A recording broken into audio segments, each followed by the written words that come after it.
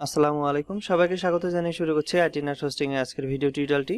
আজকের বিষয় প্লাগইনস এর মাধ্যমে ওয়ার্ডপ্রেস ওয়েবসাইট কিভাবে পুরাতন হোস্টিং থেকে নতুন হোস্টিং এ ট্রান্সফার করতে হয়। এমন অনেক ফ্রি এবং পেইড প্লাগইনস রয়েছে যে প্লাগইনস গুলো দিয়ে আপনি খুব সহজে আপনার ওয়ার্ডপ্রেস ওয়েবসাইটটি এক হোস্টিং থেকে অন্য হোস্টিং এ ট্রান্সফার করতে পারেন। তবে সবথেকে ইউজফুল, ইউজার ফ্রেন্ডলি এবং বেশি যে রিকমেন্ডেড প্লাগইনসটি সেটি হচ্ছে all in one WP migration plugins. এই প্লাগইনস এর মাধ্যমে আপনি খুব সহজে আপনার ওয়ার্ডপ্রেস ওয়েবসাইটের ব্যাকআপ ডাউনলোড করে রাখতে পারবেন আপনার লোকাল পিসিতে। একই সাথে আপনি এক হোস্টিং প্রোভাইডার থেকে অন্য হোস্টিং এ আপনার ওয়ার্ডপ্রেস ওয়েবসাইটটি ট্রান্সফার করতে পারেন, এবং আপনি যদি চান যে বর্তমানে ডোমেনে থাকা আপনার ওয়ার্ডপ্রেস ওয়েবসাইটটি নতুন কোনো ডোমেনে বা অন্য কোনো ডোমেনে আপনি ট্রান্সফার করবেন, সেটিও কিন্তু করতে পারবেন। আপনি যদি আপনার ওয়ার্ডপ্রেস ওয়েবসাইটটি all in one WP migration plugins এর মাধ্যমে যদি অন্য হোস্টিং এ ট্রান্সফার করতে চান, তাহলে এই তিনটি ধাপ অনুসরণ করলেই হবে। প্রথমে আপনাকে পুরাতন হোস্টিং থেকে আপনার ব্যাকআপটি ডাউনলোড করে নিতে হবে, এবং দ্বিতীয় ধাপে আপনার লোকাল হোস্টে আপনার ডোমেনটি পয়েন্ট করতে হবে নতুন হোস্টিং এর আইপি দিয়ে, এবং তৃতীয় ধাপে আপনার ব্যাকআপটি রিস্টোর করে দিলেই হয়ে যাবে। এবং আপনার যে ডোমেনের নেম সার্ভার রয়েছে সেই নেম সার্ভার আপনি পরিবর্তন করে দিবেন আপনার বর্তমানের যে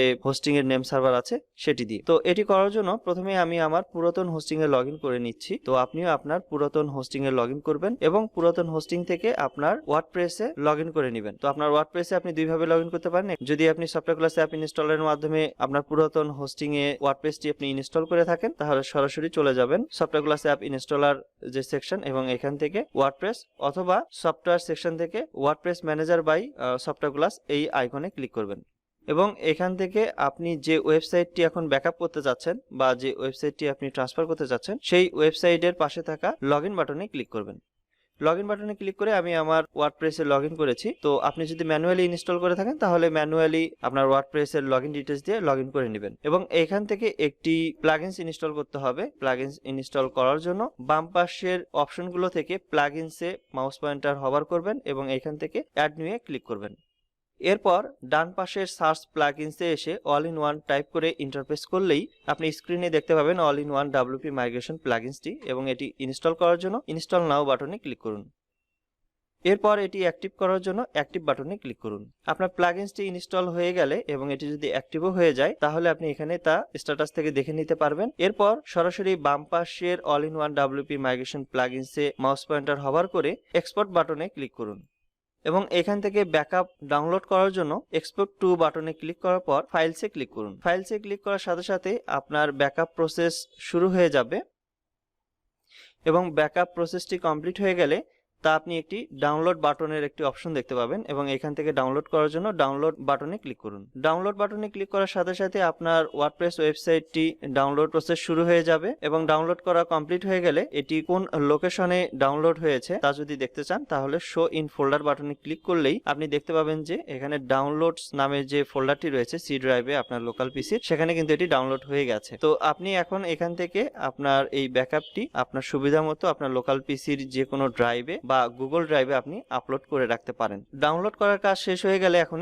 এখানে ক্লোজ বাটনে ক্লিক করুন। তবে আপনি যদি চান সরাসরি all in one WP migration এই প্লাগইনসে মাউস পয়েন্টার হভার করে ব্যাকআপসে ক্লিক করেও আপনি এখান থেকে নতুন একটি ব্যাকআপ জেনারেট করতে পারেন। তো নতুন একটি ব্যাকআপ জেনারেট করার জন্য ক্রিয়েট ব্যাকআপ বাটনে ক্লিক করলেও আপনি একই প্রসেসে কিন্তু ব্যাকআপ কিন্তু এখান থেকে ক্রিয়েট করতে পারবেন, এবং একইভাবে আপনি কিন্তু ডাউনলোডও করতে পারবেন।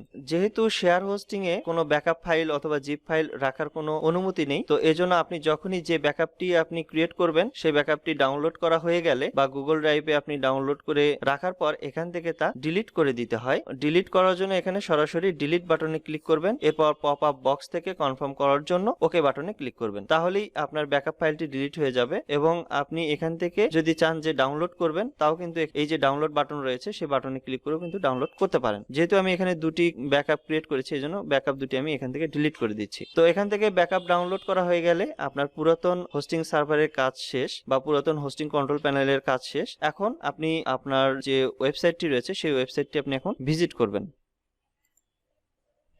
তো ভিজিট করে আমি দেখতে পাচ্ছি যে আমার ওয়েবসাইটটি এটি, এবং লেটেস্ট যে ডাটাগুলো আছে সেটাও আপনি চেক করে নেবেন। তো চেক করা নেওয়া হয়ে গেলে এখন সরাসরি আমাদের ওয়েবসাইটের হোম পেজে যে সার্চ অপশন আছে এখানে এসে হোস্ট ফাইল টাইপ করে যদি সার্চ করেন তাহলে একটি সাপোর্ট আর্টিকেল দেখতে পাবেন, এবং এই সাপোর্ট আর্টিকেল থেকে সরাসরি এই ইউআরএলটি কপি করে নেবেন। এবং কিভাবে আপনি হোস্ট ফাইল এডিট করবেন বা ডোমেনটি পয়েন্ট করবেন তার কিন্তু এখানে গাইডলাইন দেওয়া রয়েছে। আপনি চাইলে এই গাইডলাইনটি দেখেও আপনি ডোমেন পয়েন্ট করে দিতে পারেন। তো এখন আমি ব্রাউজারটি মিনিমাইজ করে সরাসরি মাই পিসিতে যাচ্ছি, এবং মাই পিসি যে সার্চ অপশন আছে ইউআরএলটি পেস্ট করে দিচ্ছি এবং এখানে ইন্টারপ্রেস করছি। ইন্টারপ্রেস করার সাথে সাথেই আমি কিন্তু এখানে হোস্ট ফাইল নামে একটি ফাইল দেখতে পাচ্ছি। তো এই ফাইলটি আমি এডিট করার জন্য edit with notepad plus plus আমি এটি এডিট করে নিচ্ছি। তো যদি আপনার নোটপ্যাড প্লাস প্লাস না থাকে তাহলে আপনি নর্মালি এডিটর যেটা আছে নোটপ্যাড এটাতেও আপনি এডিট করতে পারেন। তো আমি এটি এই অবস্থায় রেখে দিয়ে আমি আমার যে ব্রাউজার রয়েছে এই ব্রাউজার থেকে আমি এই ট্যাবগুলো কেটে দিচ্ছি এবং কেটে দিয়ে ব্রাউজারে নতুন একটি ট্যাব ওপেন করে আমার বর্তমানে যে নতুন হোস্টিং রয়েছে সেই হোস্টিং এ আমি এখন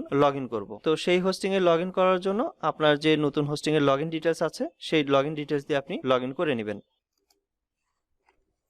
নতুন হোস্টিং এ লগ ইন করার পর এখান থেকে আপনি হোস্টিং এর যে আইপি আছে সেই আইপিটি আপনি এখান থেকে কিন্তু পেয়ে যাবেন শেয়ার আইপি নামে। তো আপনার যদি শেয়ার হোস্টিং ব্যবহার করেন তাহলে শেয়ার হোস্টিং এর শেয়ার আইপিটি আপনি এখান থেকে কপি করে নেবেন। আর যদি আপনার অন্য কোনো ডেডিকেটেড আইপি অথবা আপনি যদি ডেডিকেটেড কোনো সার্ভার নিয়ে থাকেন বা ভিপিএস নিয়ে থাকেন সেই ভিপিএস এর আইপি আপনি কপি করে নিয়ে এই নোটপ্যাড প্লাস প্লাস এ এসে আপনার আইপিটি এখানে পেস্ট করে দিবেন। এরপর ডাবল ট্যাব প্রেস করার পর আপনার যে ডোমেন নামটি রয়েছে সেই ডোমেন নামটি এখানে দেবার পর আবার ইন্টার প্রেস করবেন এবং একইভাবে আপনার যে শেয়ার আইপিটি রয়েছে সেই শেয়ার আইপিটি দিবেন এবং ডাবল ট্যাব প্রেস করে দিয়ে www. আপনার ডোমেন নামটি টাইপ করবেন।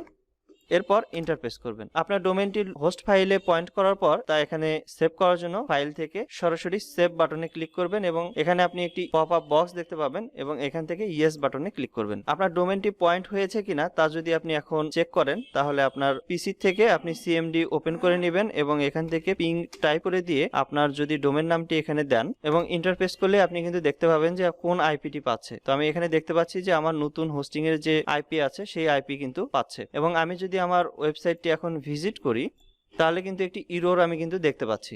বর্তমানে হোস্টিং এ এই ডোমেনে কোনো কিছু ইনস্টল করা নেই, অর্থাৎ ওয়ার্ডপ্রেসও ইনস্টল করা নেই, এজন্য আমি এই ইররটি দেখতে পেয়েছিলাম। তো এখান থেকে আমি এখন একটি ওয়ার্ডপ্রেস ইনস্টল করে নিব। ওয়ার্ডপ্রেস আপনি দুইভাবে ইনস্টল করতে পারেন, একটি হচ্ছে সফটওয়্যার ক্লাস অ্যাপ ইনস্টলের মাধ্যমে অথবা ম্যানুয়ালি। তো আমি সফটওয়্যার ক্লাস অ্যাপ ইনস্টলের মাধ্যমে আমি ইনস্টল করে নিচ্ছি। তো এখানে যেহেতু আমার ডোমেনটি হোস্টিং এর সাথে এখানে প্রাইমারি ডোমেন আছে, আমি যে ওয়েবসাইটটি এখন ট্রান্সফার করতে চাচ্ছি সেই ডোমেনটি এখানে প্রাইমারি ডোমেন হিসেবে নেই বা অ্যাড অন ডোমেন হিসেবেও নেই। তো যদি এরকমটি হয়ে থাকে তাহলে আপনি অ্যাড অন ডোমেন হিসেবে অ্যাড করে নেবেন অথবা প্রাইমারি ডোমেন হিসেবে আপনি অ্যাড করে নেবেন। তো আমি এখান থেকে অ্যাড অন ডোমেন হিসেবে অ্যাড করে নিচ্ছি। এর জন্য সি প্যানেল থেকে অ্যাড অন ডোমেনে এসে অ্যাড অন ডোমেন অ্যাড করার পর আমি সরাসরি সফটওয়্যার ক্লাস ট্যাবে এসেছি এবং এখান থেকে আমি ট্যাবটি যদি আমি রিলোড দিই এরপর ইনস্টল থেকে যদি আমি এখানে কিন্তু আমার ডোমেনটি এখন এখানে শো করছে। আপনার নতুন হোস্টিং এ যদি আপনার ডোমেনটি প্রাইমারি ডোমেন হিসেবে থাকে তাহলে আর কিছু করার দরকার নেই, আর যদি না থাকে তাহলে আপনি অ্যাড অন ডোমেন হিসেবে অ্যাড করে নিয়ে এখান থেকে সিলেক্ট করে নেবেন। এরপর আপনি এখান থেকে ইউজার নেম পাসওয়ার্ড দিয়ে একটি ওয়ার্ডপ্রেস ইনস্টল করে নেবেন। ইনস্টল করা হয়ে গেলে আপনি সরাসরি এখন আপনার ওয়ার্ডপ্রেসে লগ ইন করবেন। আপনার নতুন হোস্টিং এর ওয়ার্ডপ্রেসে লগ ইন করার পর এখন পুনরায় আপনার যে all in one WP migration প্লাগইনসটি রয়েছে সেটি এখানে ইনস্টল করে নেবেন। তো ইনস্টল করার একই প্রসেস, আপনি একইভাবে আপনি প্লাগইনসটি ইনস্টল করে নেবেন। ইনস্টল করা হয়ে গেলে এখন পুনরায় আপনি অল ইন ওয়ান যে ডাব্লিউপি মাইগ্রেশন প্লাগইনস আছে এখানে মাউস পয়েন্টার হভার করে এখন আপনি সরাসরি ইম্পোর্টে ক্লিক করবেন। এখানে যে বিষয়টি রয়েছে সেটি হচ্ছে যে আপনার ব্যাকআপ ফাইলটি যদি 500 MB এর উপরে হয় তাহলে আপনাকে প্রিমিয়াম যে প্লাগইনস রয়েছে সেই প্লাগইনসটি আপনাকে ব্যবহার করতে হবে বা পারচেজ করে নিতে হবে। আর যদি 500 MB এর নিচে যদি আপনার ব্যাকআপ ফাইলটি হয় তাহলে কিন্তু আপনি ফ্রিতেই কিন্তু এখান থেকে তা আপলোড বা রিস্টোর করতে পারবেন। কিভাবে আপনি এই প্রিমিয়াম প্লাগইনসটি পারচেজ করবেন বা নিতে পারেন এই ইউআরএল এ যদি আপনি ক্লিক করেন তাহলে তার বিস্তারিত দেখে নিতে পারবেন এবং কিভাবে আপনি এটি পাবেন। এটি পাওয়ার জন্য গেট আনলিমিটেড যে বাটন রয়েছে এখানেও যদি আপনি ক্লিক করেন তাহলে এখান থেকে আপনি কিন্তু এটি নিতে পারেন। আপনি যদি এখন প্রিমিয়াম প্লাগইনটি যদি আপনি নিয়ে থাকেন তাহলে এটি আপনি কয়েকটি সুবিধা রয়েছে, এই সুবিধাগুলো আমরা অবশ্যই দেখব। তো যেহেতু এখন আমার ওয়েবসাইটটি 500 MB এর নিচে এজন্য আমি এখান থেকে সরাসরি আপলোড করতে পারছি। তো আপলোড করার জন্য ইম্পোর্ট ফরম বাটনে ক্লিক করবেন, এরপর ফাইলসে ক্লিক করবেন। এরপর আপনার লোকাল পিসির যে লোকেশনে আপনার ব্যাকআপটি আপনি ডাউনলোড করেছেন বা ব্যাকআপটি রয়েছে সেটি আপনি সিলেক্ট করবেন, এরপর ওপেন বাটনে ক্লিক করবেন। ওপেন বাটনে ক্লিক করার সাথে সাথে আপনার ব্যাকআপটি রিস্টোর প্রসেস শুরু হয়ে যাবে, অর্থাৎ ইম্পোর্ট প্রসেস শুরু হবে। এখন এই ইম্পোর্ট করা ফাইলটি প্রসেস করার জন্য প্রসিড বাটনে ক্লিক করুন। সাকসেসফুলি ইম্পোর্ট হয়ে গেলে এখানে আপনি দুটি অপশন দেখতে পাবেন। একটি হচ্ছে যে পার্মালিঙ্ক সেট করতে হবে, আরেকটি যদি অপশনালি যদি আপনি প্লাগইনস রিভিউ করতে চান তাহলে এই রিভিউ প্লাগইনসে যে লিংক রয়েছে এখানে লিংকে ক্লিক করলে আপনি এই প্লাগইনসটি রিভিউ করে নিতে পারেন। আর এখান থেকে যদি আপনি পার্মালিঙ্ক সেট করতে চান তাহলে এখানে পার্মালিঙ্ক সেট করার জন্য সেভ পার্মালিঙ্ক স্ট্রাকচার এই লিংকে ক্লিক করবেন এবং এখানে আপনি একটি নতুন ওয়ার্ডপ্রেস লগইন ড্যাশবোর্ড দেখতে পাবেন এবং এখানে আপনি কিন্তু আপনার পূর্বের যে ওয়ার্ডপ্রেসের লগইন ডিটেইলস রয়েছে সেই লগইন ডিটেইলস দিয়ে কিন্তু লগইন করতে হবে। আপনার নতুন হোস্টিং এ যে লগইন ডিটেইলস দিয়ে আপনি ওয়ার্ডপ্রেস ইনস্টল করেছেন সেই লগইন ডিটেইলস দিয়ে কিন্তু এখানে লগইন হবে না। আপনার পূর্বের যে ওয়েবসাইটের যে ওয়ার্ডপ্রেসের লগইন ডিটেইলস আছে সেটি দিয়ে কিন্তু এখানে লগইন করতে হবে। তো এখানে অবশ্যই এটি খেয়াল রাখতে হবে, কারণ এটি হওয়ার কারণ হচ্ছে যে বর্তমানে যে ডাটাবেসে ছিল আপনার ওয়ার্ডপ্রেসে যখন আপনি all in one WP migration দিয়ে আপনার ওয়েবসাইট ট্রান্সফার করবেন বা রিস্টোর করবেন তখন পূর্বের ডাটাগুলো সবগুলো রিপ্লেস হয়ে যায়। এজন্যই ইনস্টল করা যে বর্তমানে যে আপনার লগইন ডিটেইলস বা যে ডাটাগুলো থাকে তা কিন্তু রিপ্লেস হয়ে যায়। তো এখানে আমার পূর্বের যে ওয়ার্ডপ্রেসের লগইন ডিটেইলস আছে তা আমি দিয়ে আমার ওয়ার্ডপ্রেসের লগইন করছি